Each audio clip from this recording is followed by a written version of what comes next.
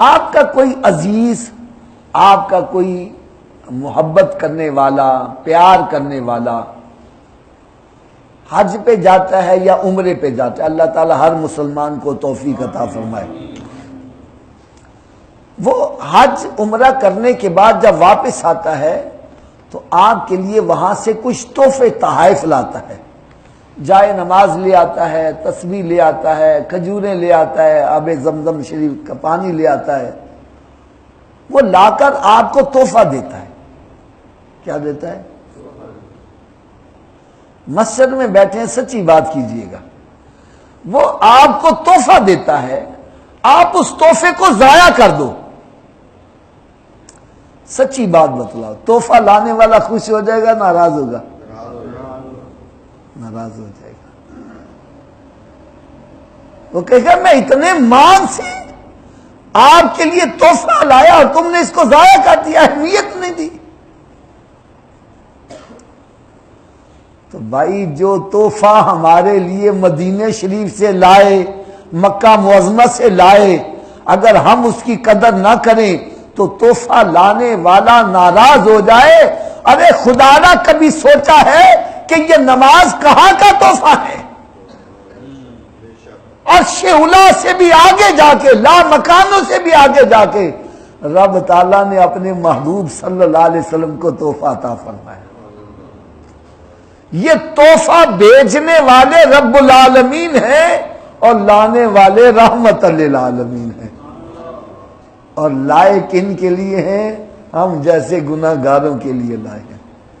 چلے آپ کو چلتے چلتے ایک بڑی ایمان افروز بات سنا جاؤں، بہت ایمان افروز۔ دیکھو جتنے بھی احکامات زمین پر ملے، لیکن نماز ایسا حکم ہے کہ اللہ تبارک و تعالیٰ نے اپنے محبوب کریم صلی اللہ علیہ وسلم کو معراج شریف کی لا مکانوں سے بھی آگے بلا کر پھر نماز کا تحفہ عطا کیا۔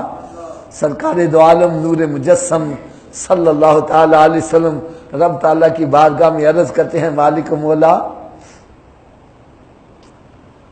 تو نے مجھے معراج کی نعمت سے نوازا ہے، میں چاہتا ہوں میرے امتیوں کو بھی معراج سے نواز دے۔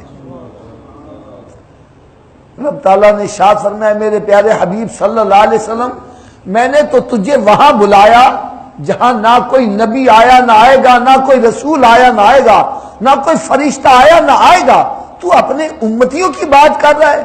عرض کرنے لگے، یا اللہ تو نے مجھے راضی کرنے کا وعدہ کیا ہوا ہے، میں تو اس سے راضی جب ہوں گا جب تو میرے امتیوں کو بھی معراج کروا دے۔ تو رب تعالیٰ نے ارشاد فرمایا، میرے پیارے حبیب صلی اللہ علیہ وسلم یہ نمازوں کا تحفہ لے جاؤ۔ کیا لے جاؤ؟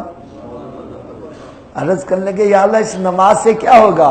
فرمایا، جن انوار و تجلیات سے تجھے لا مکانوں سے آگے بلا کر نوازا ہے، تیرا امتی زمین پر نماز پڑھے گا، انہی انوار و تجلیات سے اس کو زمین پر ہی نواز دیا جائے گا۔ اسی لیے فرمایا، الصلاۃ معراج المومنین، نماز مومن کی، نماز مومن کی۔ حدیث مبارکہ کا مفہوم ہے کہ حضرت موسیٰ علیہ نبینا علیہ السلام رب تعالیٰ کی بارگاہ میں جب عرض کرتے ہیں، یا اللہ مجھے اپنا آپ دکھا، میں تجھے دیکھنا چاہتا ہوں، جواب آتا ہے، موسیٰ تو مجھے نہیں دیکھ سکتا۔ عرض کرنے کے، یا اللہ ضرور دکھا۔ تو اللہ تعالیٰ نے ارشاد فرمایا، میں اپنے نور کی تجلی پہاڑ پر ڈالتا ہوں، اگر یہ اپنی جگہ برقرار رہا پھر تو مجھے دیکھ لینا۔ جب تجلی ڈالی، پہاڑ جل کے سرما ہو گیا، موسیٰ علیہ السلام بے ہوش ہو گئے۔ جب ہوش میں آئے عرض کرنے لگے، مالک مولا میں تیرے نور کی تجلی کو برداشت نہیں کر سکا۔ رب تعالیٰ نے ارشاد فرمایا، موسیٰ میں تجھے اپنے محبوب کے امتی کی ذرا شان بتلاؤں۔ عرض کرنے لگے، یا اللہ تیرے محبوب صلی اللہ علیہ وسلم کے امتی کی کیا شان ہوگی؟ فرمایا، جیسی ایک تجلی پہاڑ پر ڈالی، یہ جل کے سرما ہو گیا، تو بے ہوش ہو گیا، ایسی 70,000 تجلیاں میں اپنے محبوب کے امتی پر اس وقت ڈالوں گا جب وہ نماز ادا کر رہا ہوگا۔ تو حضرت موسیٰ علیہ السلام جو کلیم اللہ ہیں، دعا مانگتے ہیں، یا اللہ اس محبوب کا امتی مجھے بھی بنا دے۔ یار ہم کتنے خوش نصیب ہیں کہ اللہ تعالیٰ نے ہماری بغیر دعا کیے، بغیر التجا کیے، بغیر ریکویسٹ کیے، بغیر کوئی پروٹیسٹ کیے، اللہ تعالیٰ نے ہمیں پیدا ہی اپنے محبوب کو امتی بنا کے کر دیا۔